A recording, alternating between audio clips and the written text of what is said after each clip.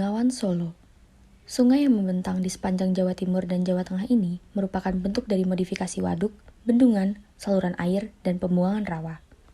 Modifikasi tersebut tidak lain dikarenakan ulah dari penduduk yang padat memukimi daerah sekitar aliran sungai. Bengawan Solo merupakan perairan tawar yang sudah sering disorot akibat dari warna air yang pekat kehitaman. Hal tersebut disinyalir dari pengaruh limbah industri sekitar berupa limbah tekstil dan etanol.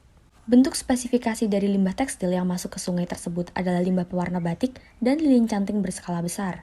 Sedangkan limbah etanol sendiri berasal dari industri alkohol berjenis ciu atau arak yang diproduksi secara rumahan. Limbah yang masuk ke dalam sungai dibuang tanpa diolah dan tanpa prosedur pembuangan yang jelas. Tak heran, pencemaran bisa terjadi di area sungai tersebut. Bahkan seringkali, warna sungai berubah menjadi hijau, merah, ataupun hitam sesuai dengan warna limbah batik yang diproduksi. Perairan Bengawan Solo, terutama di Solo, Karanganyar, dan Sragen menunjukkan indikasi telah tercemar cukup serius.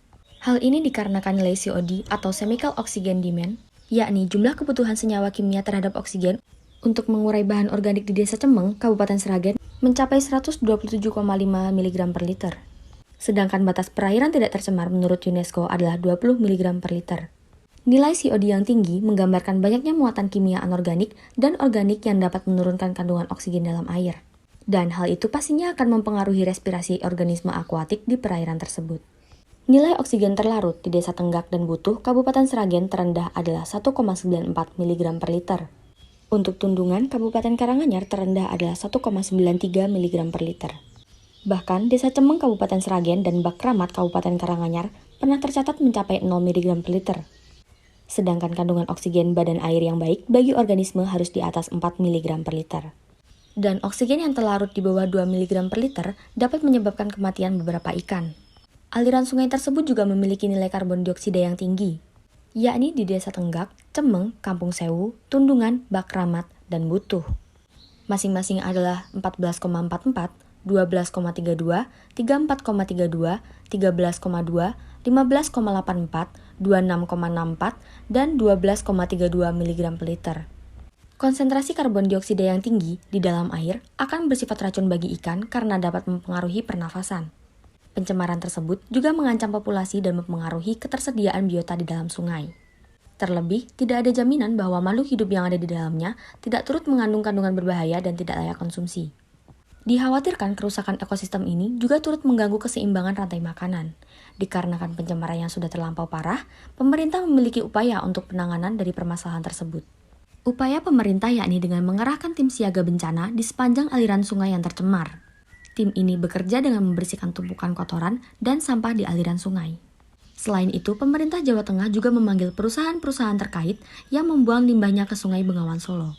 Ada juga rapat koordinasi yang dilakukan oleh pemerintah Jawa Tengah yang dipimpin oleh Gubernur Ganjar Pranowo pada 6 Juli 2020. Kemudian diperoleh komitmen para pelaku industri di sepanjang sungai untuk memastikan buangan air limbah yang masuk ke badan sungai telah sesuai dengan baku mutu yang dipersyaratkan. Yang mana limbah yang dibuang harus melalui sistem pengolahan air limbah atau IPAL. Dan setelah Desember 2020, jika pelaku usaha tidak melakukan perbaikan sistem IPAL-nya dan tetap mencemari lingkungan, maka akan dilakukan penindakan hukum. Kita akan proses dan kita akan cari. Tapi sebenarnya ini bukan cerita hari ini, ceritanya udah lama ini. Sama modusnya masih seperti yang kejadian orang sepertinya membuang kotoran dari pengolahan alkohol di sekitar Blora. Kita juga sudah koordinasi dengan kepolisian. Kita akan lakukan tindakan tegas kalau soal ini. Kita udah bicara, tidak ada yang boleh main-main dan rasa-rasanya mereka siluman-siluman yang membuang itu memang menantang pemerintah begitu. Jadi menurut saya udah kebangetan karena yang tidak hanya area di Blora yang kena, Solo juga kena gitu ya. Jadi sebenarnya ini yang hari ini kita coba akan cari.